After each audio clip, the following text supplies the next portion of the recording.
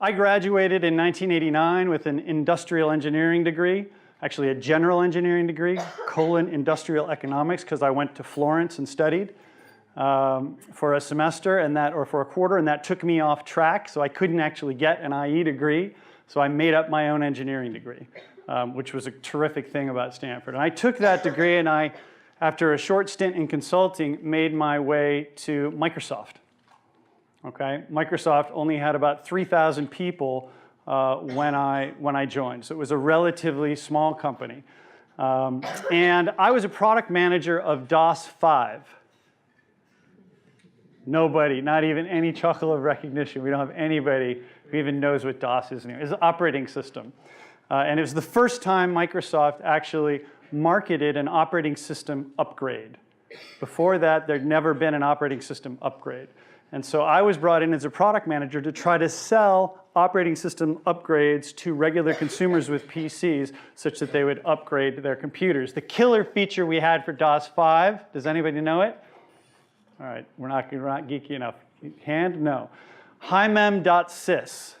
We broke the 640K barrier of the Intel chip so we could run programs in high memory. Anyway, okay, we're not going to do any geeky stuff. But the point is, I was a product manager and I traveled a lot. I was a business traveler. And it was really frustrating for me to deal with the corporate travel agency. I had to plan a trip from Seattle, where I was working. I had to stop in Denver. I had to go to Buffalo, New York, to Denver. To Dallas, and then back to Seattle. Okay, this was a really complicated thing for me to plan with a corporate travel agent, and we had to do it on the phone. And I would call him or her on the phone, and I'd hear this clicking on the keyboard. Okay, of this, I knew she was looking at a screen as she was telling me fares and hotels and everything like that, and yet I couldn't see that screen for myself. I kind of wanted to jump through the phone, turn the screen my way, and do it myself. Okay? This is putting barriers between people and information is unsustainable in the world of technology. And I recognized at that point that there was a real opportunity to give power to the people and take that system that the travel agent was using and put it in front of people with their PCs. And it just so happens that the internet was, the graphical web hadn't quite happened yet, but the internet was just happening. And there were these consumer online services like America Online. Anybody remember that? CompuServe, Prodigy. I was a user of these services. And I knew that consumers were using online services and getting access to information. So while I was at Microsoft, and I was a product manager, and I was a kind of frustrated entrepreneur. I knew someday I wanted to be an entrepreneur. I saw this problem and this opportunity, and the light bulb of an idea for a startup went off in my head. And this is at a time when Microsoft was pretty small. I had opportunities multiple times a year to get in front of Bill Gates and give him updates on whatever project I was working on. And I pitched the idea at the next meeting of actually building an electronic travel agent and putting that power of information in the hands of regular people as a startup idea to Bill. I actually thought it wouldn't be a software business and that Microsoft wouldn't be that interested in it. I said, fund me on the outside and I'll go fulfill my entrepreneurial dreams. And so it was kind of a VC interaction that I was thinking of it as. And he laughed and he said, who are you going to hire? I was 25 or 6 years old at the time. I was pretty young. And so he said, start it inside of Microsoft. And if it works and wants to be separate from Microsoft, then we'll think about spinning it off. Okay? And so that was how Expedia was born. When I pitched the idea, one of the things that really Bill liked a whole lot about the idea. One was that we were going to build on PCs what was being run on mainframes in the travel industry, and he liked PCs doing the work that mainframes were doing. But he also saw in me that I had a really big idea and a big dream. I went in saying, we can one day become the largest seller of travel in the world, because I recognized that this power to the people technology had the opportunity to catalyze an industrial revolution in the travel industry, a giant industry. And that if we could short circuit the connection between the suppliers and the consumers and put them together one-to-one without anybody else in between, that the consumers were going to storm the Bastille and take over the industry. Okay? And so I had this BHAG, this big, hairy, audacious goal that was become the largest seller of travel in the world someday, by helping everyone everywhere make and take better trips. That was my big dream. And so in this first Power to the People story that I'm telling of this first startup, this was a startup inside the belly of the beast of Microsoft, my takeaway lesson here is the first lesson, and this is the Pygmalion myth lesson. This is have great expectations beget great results. And the sociologists here at Stanford have a human behavior name for this, and they call it the Pygmalion effect. The story of Pygmalion is the story of it's a Greek myth, and it's the story of a sculptor who sculpted a statue of a woman. And she was so beautiful, and he loved her so much that she actually came to life. And they were together. Very sweet. There have been lots of movies, My Fair Lady. One of the great all-time 80s geek flicks is the same story. Can anybody name it? It's a kind of a geeky one. Weird Science. These two kids use what looks like a CAD program to build a virtual woman, and she actually comes to life. Okay, anyway, this is a repeatable myth that shows up over and over again, but the effect is that, the sociological effect is that great expectations beget great results, all right? There is a book called Good to Great. That's kind of a business school book by a guy, Jim Collins. Thank you, Tina. Jim Collins, Good to Great. And it is basically this same idea. Aim high. And when you aim high and have big, hairy, audacious goals, more often than not, they are somewhat self-fulfilling. Because once you free yourself to dream big and think big, you end up attracting people around you and joining teams of like-mindedness, and human ingenuity is such that you figure out how to actually make it so. All right, so that's my little lesson number one detour, the Pygmalion effect, and that feeds back into the story of Expedia. And I'll conclude quickly with that story, this first Power to the People story, by saying that Expedia is now the largest seller of travel in the world, sells over $70 billion a year in travel. Bill Gates and Steve Ballmer, who was my last boss at Microsoft, did honor their pledge to consider spinning off Expedia from Microsoft when I went and asked them for $100 million to spend on television advertising. And they said no. And I said, well, the public markets, this was 1999. 1999 was the first internet bubble. Pets.com went public in 1999. Okay? Anybody could go public in 1999, including Expedia anybody. And I knew we could raise a bunch of money from the public markets and to spend on television advertising, with which we could use to help turbocharge our ride to becoming the largest seller of travel in the world. And that worked. So when we do Q&A, we can talk about the IPO process and going public. If you're interested, it's something I've taken more than one company public and been part of many others as they go public, including Netflix. I was on that board when it was private. So for over 15 years. So that's a topic we could talk about. But at that point, Expedia spun off. I was a 32-year-old CEO of a public company. My management team was quite young, all around my age or younger. We were thrown right into the fire, and it was a wild time. Expedia turned out to be a fantastic business, so when the bubble burst and everything went down and crashed, Expedia crashed with it, but we had a real business, we were profitable, and we grew right through it. That story will conclude. It was a public company for a few years on its own.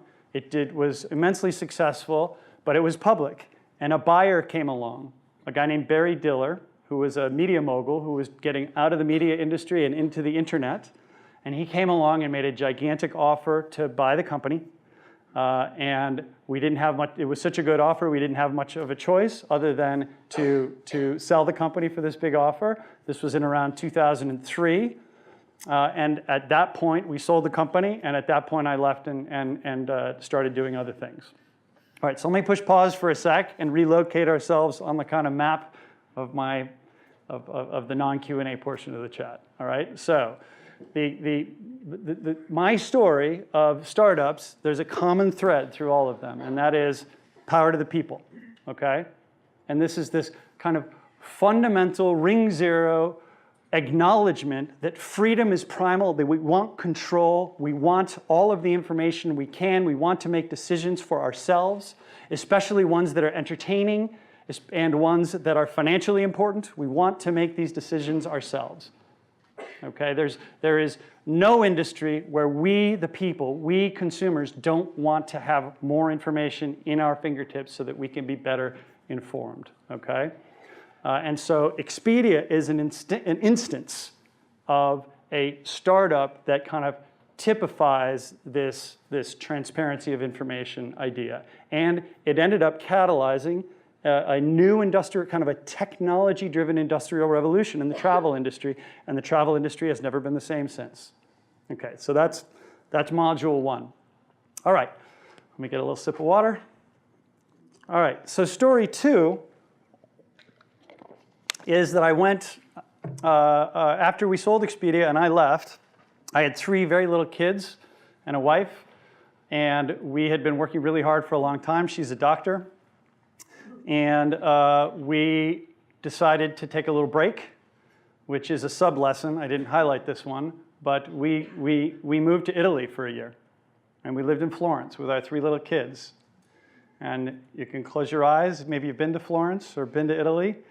Been to Tuscany, imagine the rolling hills, the vines, the glass of wine in your hands, the bowl of pasta right in front of you. Okay, as you build your careers and you guys do things, this right here this picture I'm painting that you're seeing and smelling and tasting is a really important part of life and success in your careers.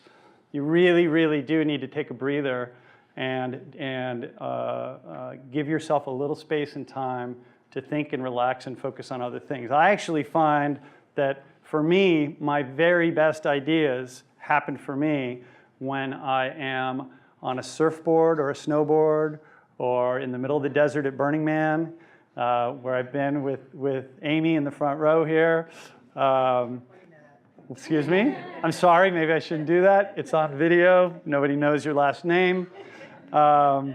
So giving yourself think space and time, sheltered from this incessant barrage of feeds, digital feeds that you all have, that we all now have in our lives, giving yourself a little shelter from that in space and time to focus wholly on something else, I actually find that is when I actually do my best thinking about everything. So make sure you make time for that. So anyway, I did that. I tried to find my inner Michelangelo. I took a life drawing class, which was pretty cool. If you haven't taken a life drawing class, do it. It's interesting. You'll find out a lot about yourself. I did that. I tried writing. I wanted to find my inner artist and do something else and pivot my whole life. I was only, I don't know how old I was, 35 or 36 at the time. Turns out I couldn't stop the business-oriented and startup-oriented ideas coming at me, and I had a lot of inbound interest to get involved in things, and I was involved in some other things, and I really couldn't get out. They kind of sucked me back in. And so I moved back from Italy and immediately started thinking about new things, all right? One of the things I was thinking about was actually becoming a venture capitalist. I'm sure many people I know and love are venture capitalists. I came pretty close to moving back down here from Seattle and working as a venture capitalist at Benchmark Capital. And at the last minute, I decided not to, but I decided to start up a new company with a friend of mine who I had met at Stanford, a guy named Lloyd Frink. He was a year ahead of me at Stanford. He was maybe 88, from Seattle. We had met at Stanford. He had gone to work he went to the same high school, Lakeside, that Bill Gates and Paul Allen, the founders of Microsoft, went to. Although they are 8 or 9 years apart in age. They didn't really know each other, but they'd gone to the same high school and their moms knew each other. And Lloyd's mom knew Bill's mom, and Lloyd's mom said to Bill's mom, my son likes computers. And Bill's mom said, so does mine. We should get them together. And so Lloyd, at age 13, got together with Bill Gates. Microsoft was about 25 people at the time. And Lloyd went to work part-time for Microsoft when he was 14 years old, actually. Because none of the guys and gals at Microsoft, it was mostly guys at the time, wanted to answer support calls. It was really support letters. And so they had this kid from high school come in, and he had to answer the support letters. It was kind of funny. Anyway, so he worked at Microsoft successively every summer after that, and then went to work for Microsoft after college. And he was a key part of the team that built Expedia inside of Microsoft. And when I came back from Italy, we were sharing an office. He had left Expedia too. We were sharing an office just brainstorming ideas. And it just so happened that, like when I was a product manager and planning my trips, we were sharing an office and shopping for homes, because he was in family expansion mode and we needed to find a new home. And this is in 2004, something like that, 2005. And it's 2005. The web has been around for a long time now. And it was unbelievable to us how little access, how little information on what's for sale and about homes that we could access to make an informed decision. We're like, this is the most important financial decision of our lives. You know, homes are the biggest asset that most people have if you're lucky enough to have one. And yet we can't get basic information to determine what a house is actually worth. What's the square footage? You know, or can I see pictures of the inside of it? What are the tax records for this house? A house is for sale. We would go on the web and look at for sale listings on the web, and they didn't even have addresses listed. Okay, so you couldn't even go by and take a look at the house in the physical world. And this is all because the people that ran the industry at the time wanted to hold that information and keep it to themselves behind big walls, to keep it from people so that they could be the arbiters of the information, and they could be the distributors of the information, and they could share the information only that they wanted to share. And so we looked at that and we said, well, how lucky are we?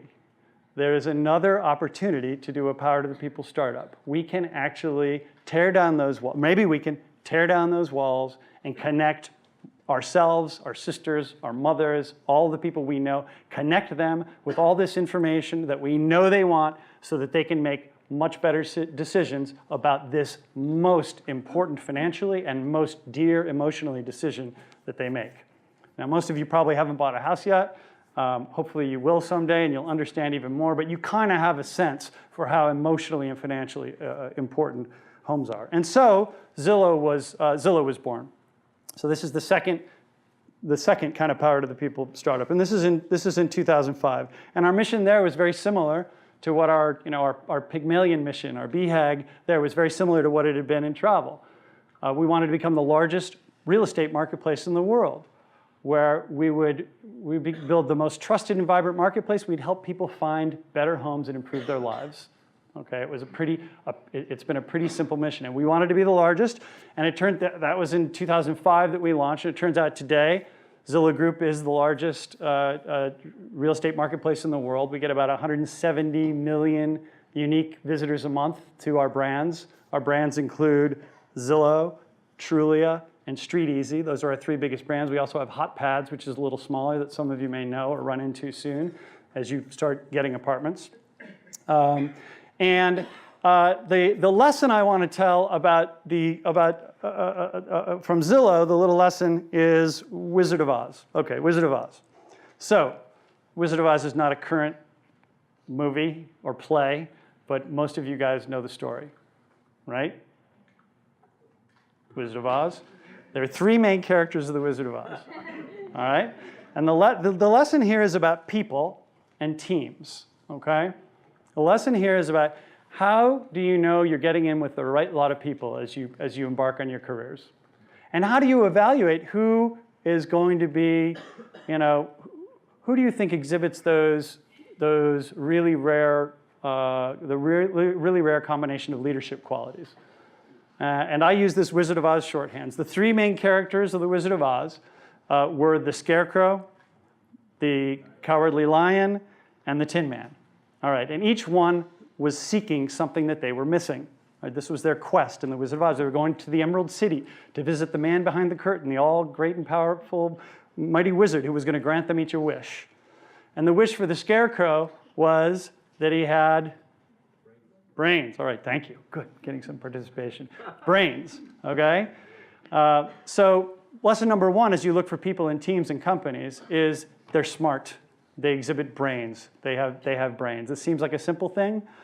It's not actually all that simple, and it's not actually easy to discern many times, especially early in your careers. Okay, but this is super important. And in the information economy, the economy that most of you are going into, there aren't factories and trucks and trains, and there's not as much capital, physical capital and assets for companies these days. All the companies I'm involved with, the assets are all human assets. It's human capital. And the work product of people's brains are the assets of the company. Code and brands and ideas. Okay? And so joining a company and joining up with people who are smart is really super important. And having a work environment that takes care of smart people is really important. All right, so that's Scarecrow, number one, brains. The Cowardly Lion, what did he seek? Courage. All right, good. Someone's going to break out into song here soon, I'm sure. All right, courage. People and teams have to have courage. All right? It can't be crazy courage because too much courage, like if these are three legs of a stool and you have too much courage and not enough brains, the stool tips over, right? Because you're being stupid. You're being stupidly risk-loving. You want to have courage, but you want to take smart bets, all right? But it's an obvious one. And then the third, and perhaps the most important, is what the Tin Man sought. He was seeking heart, all right? Heart. This is the third leg of the stool. It's really important that you join teams of people who care about people, all right? Again, it's people who are driving the new economy. It's the work product of your brains, and life is too short to fall in with people who don't care about people. And if you happen to fall in with people who are super passionate about something and who are on a mission to change the world in some unbelievable way, that is even better. Because we all actually don't really want jobs. We want to be part of something bigger than ourselves to change the world so that we can put our little dent in the universe, all right? So that we can actually change the world for the better. That is what I mean by heart and passion. And those are the three legs of the stool.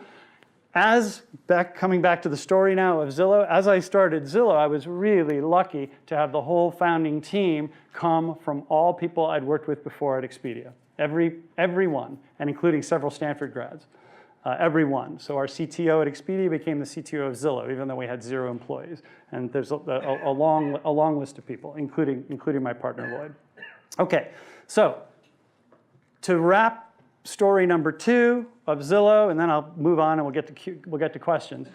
Power to the People story number 2, Zillow did really well. We launched in 2005. We launched with the Zestimate, which was an estimated market value of every home in the country that we've dropped on every roof in the country. We updated every night.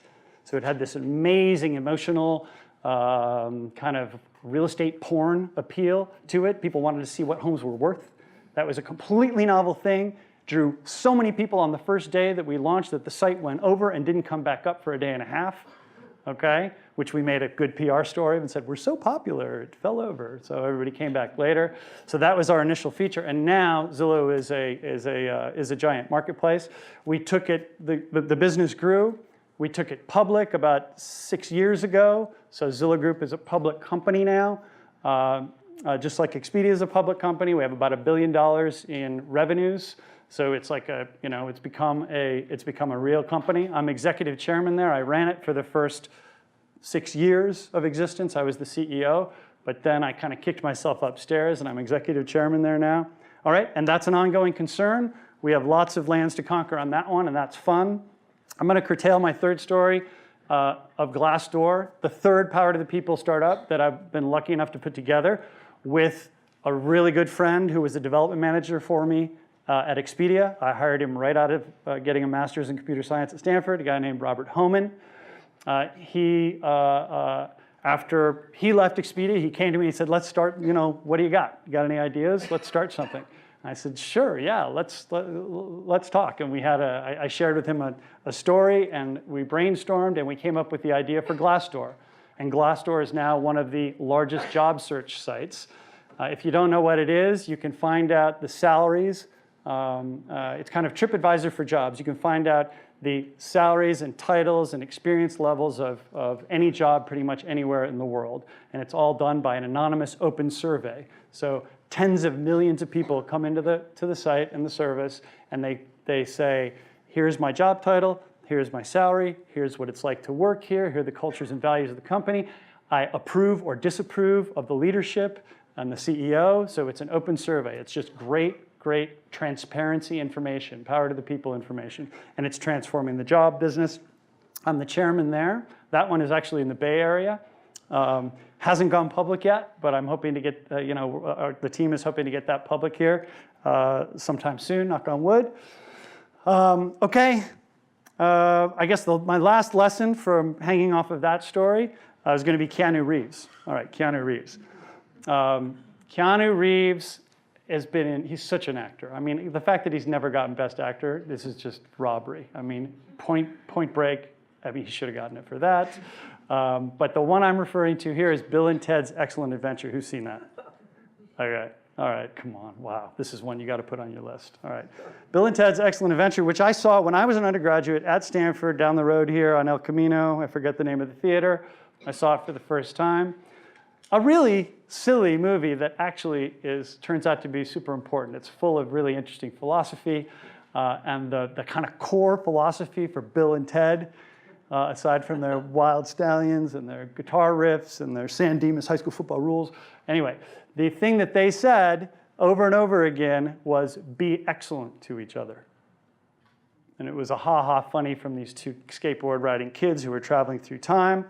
But be excellent to each other actually is really important. I think especially important now if you're following the news. Like, people's capacity to not be excellent to each other is infinite. Okay? It's infinite. I never put it this way. I've never put it this way before, this be excellent to each other. I always used to say no assholes. I have a no assholes policy. I don't care how smart you are. I don't care how talented you are. I don't care how much drive you have. If you're an asshole, you're not on my team, okay? We respect each other. We are excellent to each other. And I'm saying no assholes, and now I'm appending no scumbags, because it turns out there are a lot more scumbags than I had anticipated before. So no assholes, no scumbags, be excellent to each other. And when you're excellent to each other, it pays huge dividends, because people that you're going to school with right now and that you work with earlier in your careers, they come back. They come back around. And each of my stories, but Glassdoor as well, is a story of people that I worked with and I was excellent to and who were excellent to me, coming back around and doing new cool things together. All right? So, I never really put this together, but I owe so much to Stanford, because so much of the foundation of my network actually was hatched right here. And I guess that's a lesson too. Be excellent to the people right here, because a lot of the people you're going to school with and working on projects with, or playing ultimate frisbee with, or whatever it is, these are the people that you're going to be you may be working with them throughout your career. And there's some really talented people here. There are some assholes and scumbags too, but there's some really talented people here. And so be excellent to each other, and it will pay dividends. All right. So, power to the people, Pygmalion. The lesson of Pygmalion is great expectations beget great results. Okay? Wizard of Oz, which is brains, courage, and heart. And Bill and Ted, Keanu Reeves, be excellent to each other. All right. Questions? We can talk about, I didn't talk anything about Netflix. We can talk about that. I know it's really topical. I'm just a board director there, so it's not a company I started. Shoot. But it's one I'm lucky enough to have been involved with for a long time. I'll kick it off. Yes. While everyone else is thinking of their burning questions. Yes. So I'm really passionate about what leaders do to build cultures. I mean, you talk about the importance of a culture. What are the levers you have at your disposal for building a culture of innovation and trust that you use? Okay, so what are the levers I have as a leader at my disposal to build a culture of innovation and trust and respect and success? I'll append to that. The first one is the people point. Okay, you gotta get in with the right people. Okay, and so when you're small, the people point never goes away. It's really important. But when you're small, you know everybody, and so a lot of the more Dilberty processes, kind of big company processes, they don't come into play necessarily when you have a small team of people. Okay, it's when you pass the Dunbar unit of 150 people or thereabouts, when you can know, you as the CEO, you as the engineer, you as the HR person can't possibly know everybody and know everything that's going on. And now you need to put in place a lot of these, what younger people might view as bureaucratic or Dilberty. You guys know what Dilbert is, right? All right, anyway, like joking at big companies, processes and infrastructure in place. And part of that is laying out a really well-defined mission, talking about values, and then actually living those values in the company and reinforcing them at every possible chance you have to communicate. And so the CEO of Zillow Group is a guy named Spencer Raskoff, who's just unbelievable. And he has his mission thing that everybody says before every meeting, and he has the 6 values of the company, stuff like move fast, think big, and those are emblazoned on the walls, and those pervade his communications. That is one technique, and if it's abided by, it works really, really well. Another one that I actually like that's kind of Dilberty as well is that everybody does this kind of fun personality test, at Zillow Group at least, and every company has some different mechanism. And the personality test ends up, it's kind of fun. Everybody likes to answer a bunch of questions about themselves and be told why they're so special and different. And it turns out that no matter what your strengths are, it's special and different and additive, which is true. It turns out a diversity of personality is really important in a corporate environment. And those things are translated into a series of colored bricks that sit on people's desks at Zillow Group. And if it's red on top, that means this person leads with red energy. They're competitive.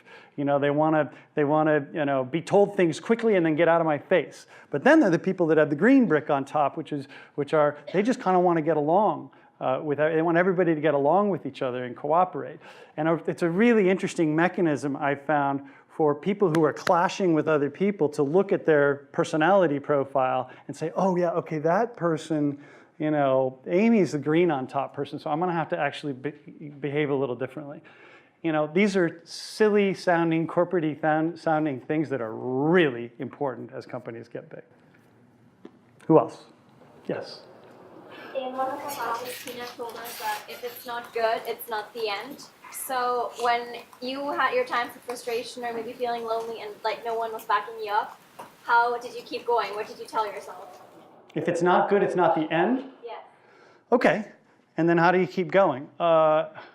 Ricky Bobby, if you're not first, you're last. But I didn't say that. I must have been drunk.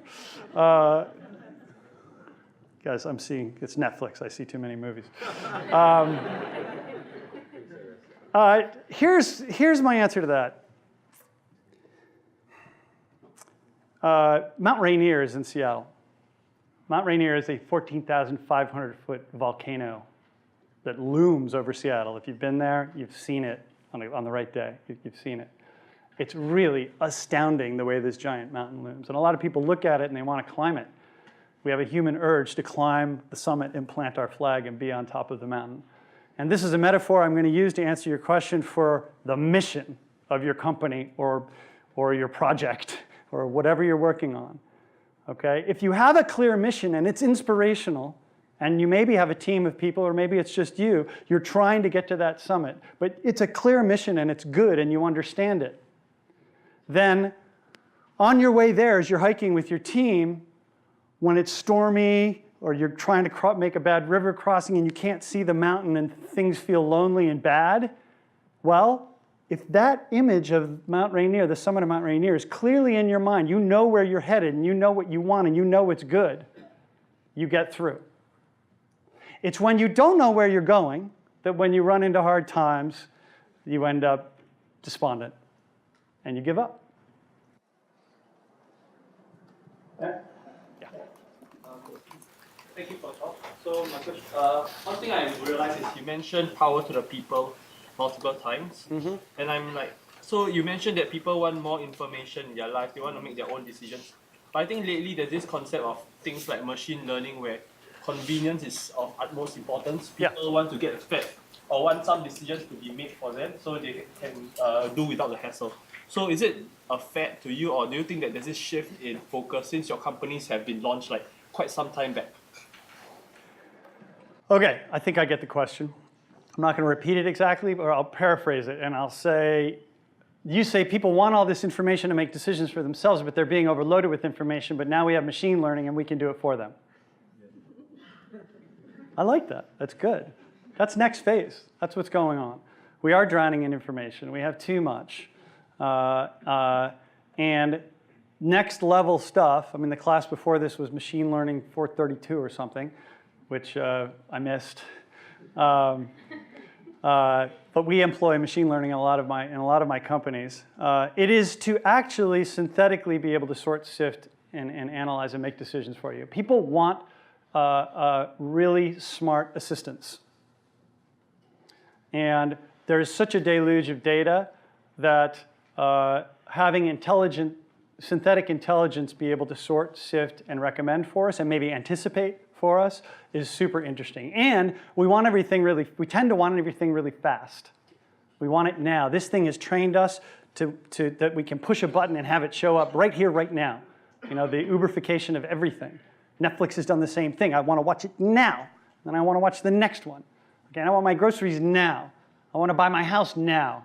I want my job now. Okay? And this is what's going on. I think especially for commodity-like things where you're willing to delegate the purchase of things or the decisions of things to an intelligence, that's where it's happening first. But this is kind of the next phase of taking data and turning it into intelligence. And as you guys are looking at opportunities for your career, for your business careers or academic careers, this is a really fertile place to look. Yeah. Yes. Yeah. Do you find that your private companies have different incentive structures than your public companies? That your public companies make short-term decisions to please stockholders at the expense of kind of long-term strategy? Okay. Do you find your private companies behave differently from your public companies because they're public? Yeah. Not mine. Not mine. I'm a firm believer that having a public company when it's ready to be public is a huge advantage. It gives you strategic optionality, and optionality is valuable. When you have a public security, you're able to do things with that public security, like raise money, do acquisitions, compensate people, that offers strategic flexibility, and strategic optionality is valuable. Now, the downside to being a public company is you have to report every quarter, and a lot of people, especially here in the Valley, think that that's like some awful thing, like some torture fest, and we shouldn't pay any attention to these investors, and screw them.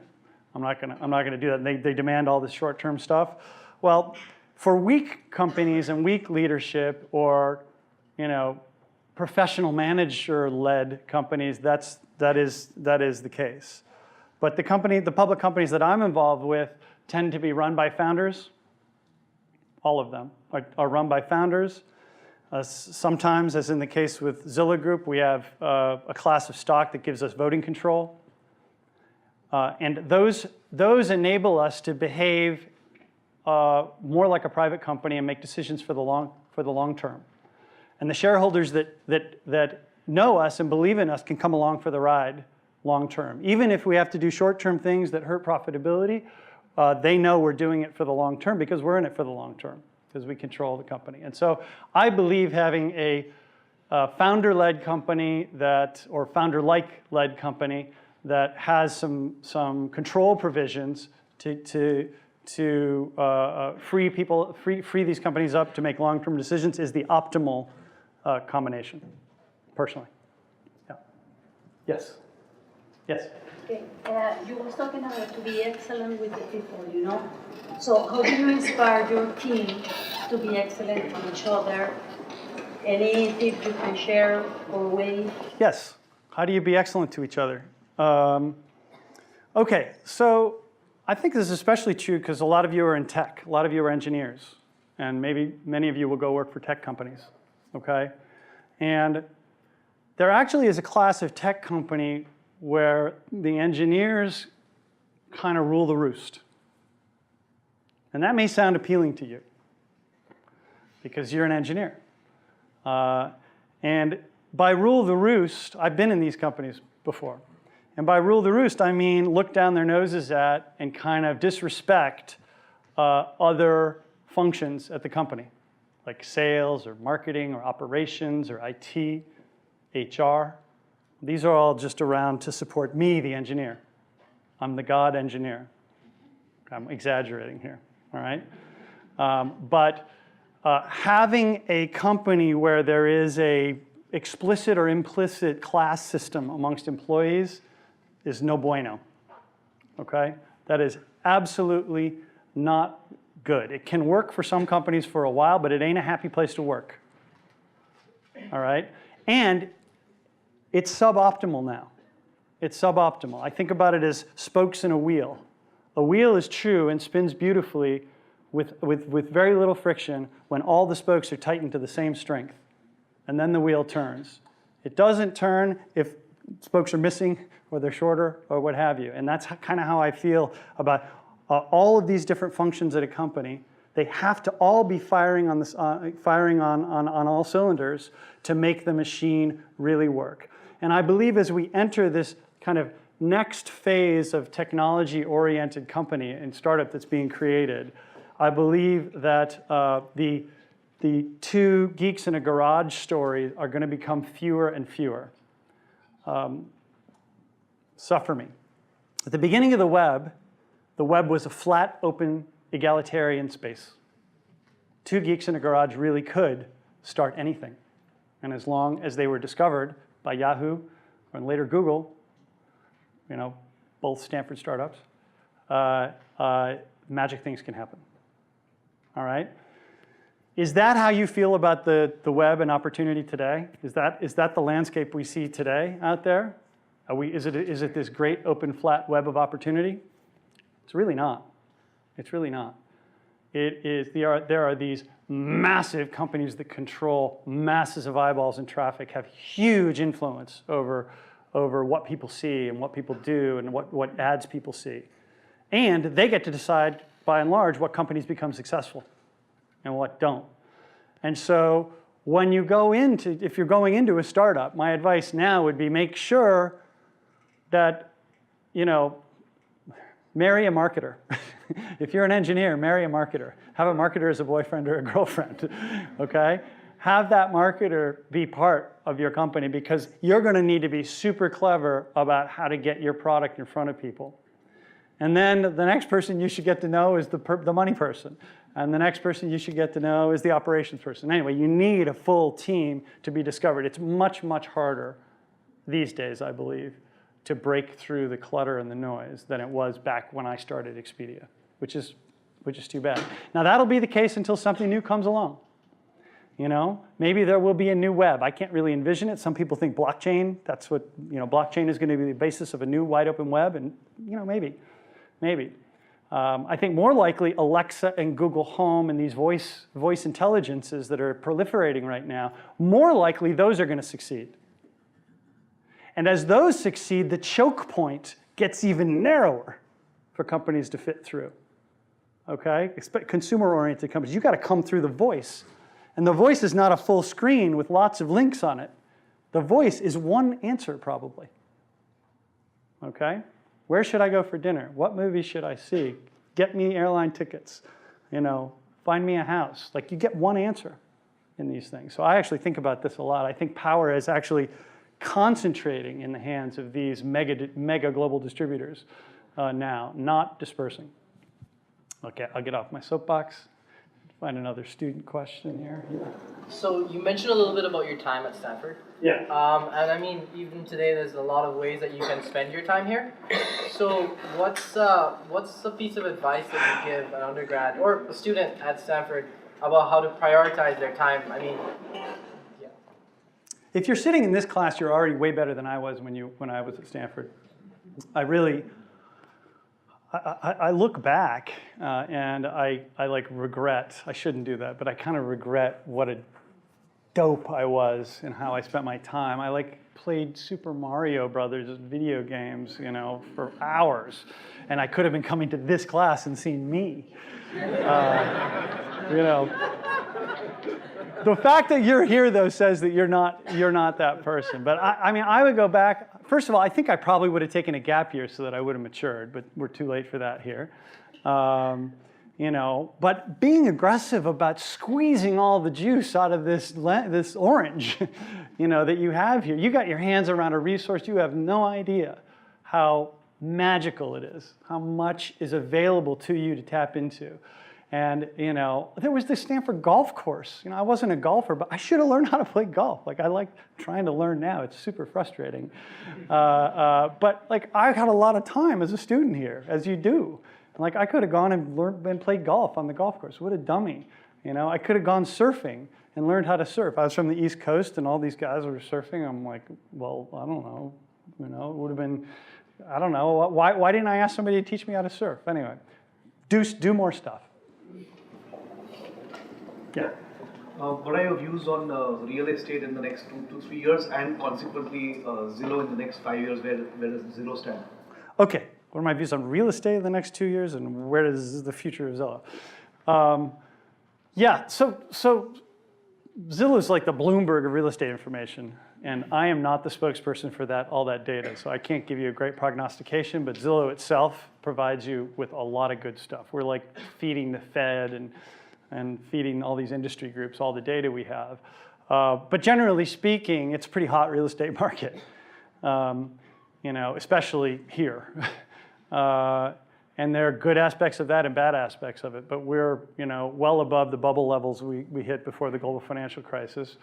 There are a bunch of social dynamic things that are driving real estate prices in places like San Francisco that, you know, probably are not sustainable.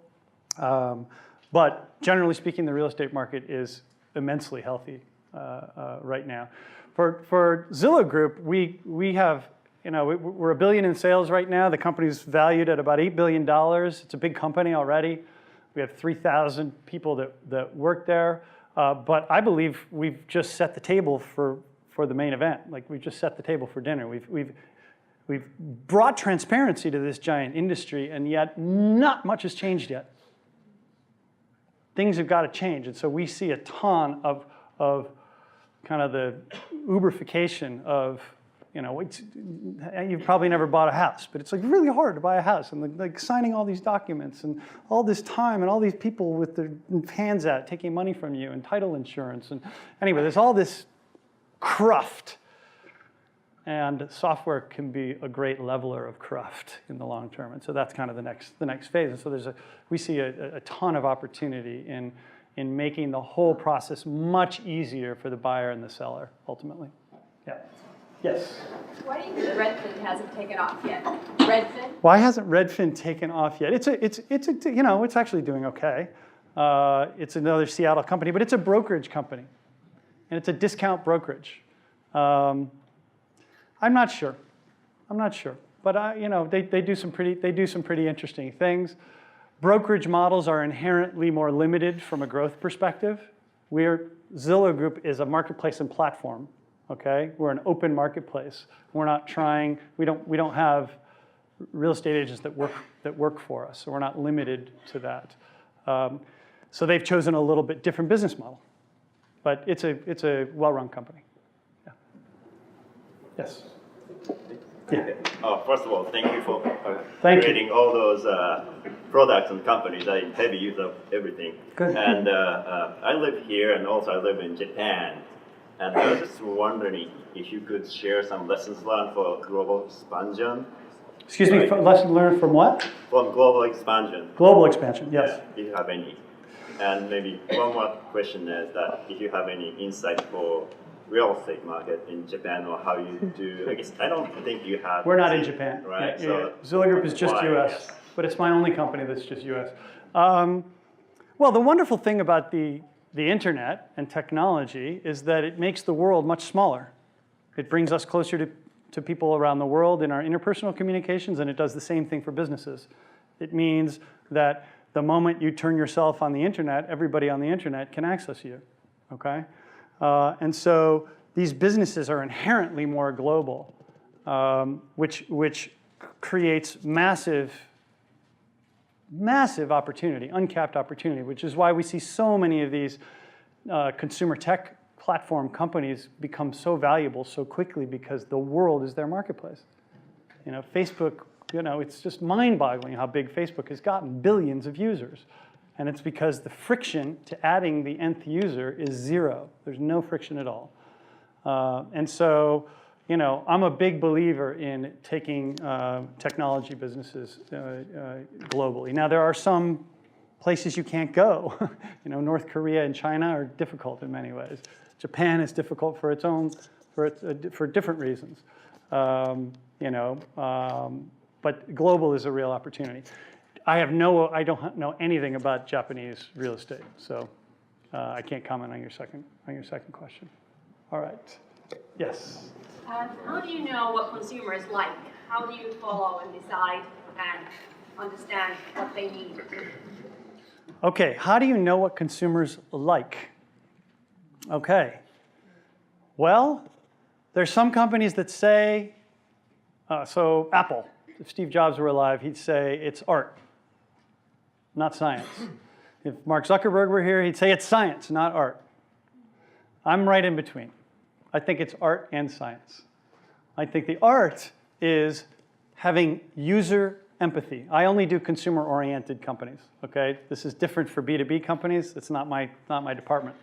But for consumer-oriented companies, you have to have people that have empathy for the user, who understand or can imagine a real understanding of the problems and opportunities and joys and fears and insecurities of users, okay, and pains. And hypothesize big ideas that will cure those pains and push those entertainment buttons and light them up. And then that hypothesis is turned into a product. And the wonderful thing about our technology products is we have tons of data for how they're used. And that's where the science comes in. We have art and science. And so you've got to have great science to be able to look at how products are being used and make, you know, micro and macro changes as quickly as possible, cycling through as quickly as possible to figure out how to optimize and how to make these things work. So it's art and science. Yeah. So when you were talking, it was clear that you were mentioning each of your companies has a component of culture, people, and technology. And as you are building your culture and trying to make sure that you don't hire the assholes or the scumbag, how do you filter that? What's your secret sauce in finding the right people for your organization so that they find the right people, subsequently you build out the right culture? I mean, so how do you find the right people to maintain these successful cultural organizations that can win? You know, a little bit is the Wizard of Oz answer I would give you, but that's not specific, I know. You know, at a micro level, the interview is a really important thing. The interview combined with references, but in a conversation with someone, I always try to get at the passion and to find the person's passion. If I can't find the passion, I assume it's not there. And so maybe that's unfair. We only have an hour or whatever, but if I can't find it, when I don't do a ton of interviewing anymore, you know, but I do for high-level jobs. And I always start in the interest part of the resume. You know, this person likes to golf or snowboard or ultimate frisbee or whatever it is. And I start there and I try to find if that's just bullshit that they're putting down there or if they actually care about those things. If they care about those things, their eyes light up, they lean forward, they become animated. And now we can have a business conversation maybe built around that. So that's one of the techniques I use. But there's no pat answer to that question. You've got to have an organization that continually is bringing smart people in. What attracts the smart people to apply is great Glassdoor ratings. Great Glassdoor ratings. And a clarity of mission and purpose and a mission that person is attracted to. And so that person should come in with that. And if you find that and there's a fit, give them a try. If it doesn't work out, don't be afraid to say it didn't work out and move on. Yeah. Well, All I'm right. sure that you all agree this was totally fascinating. Please join me in thanking our guests.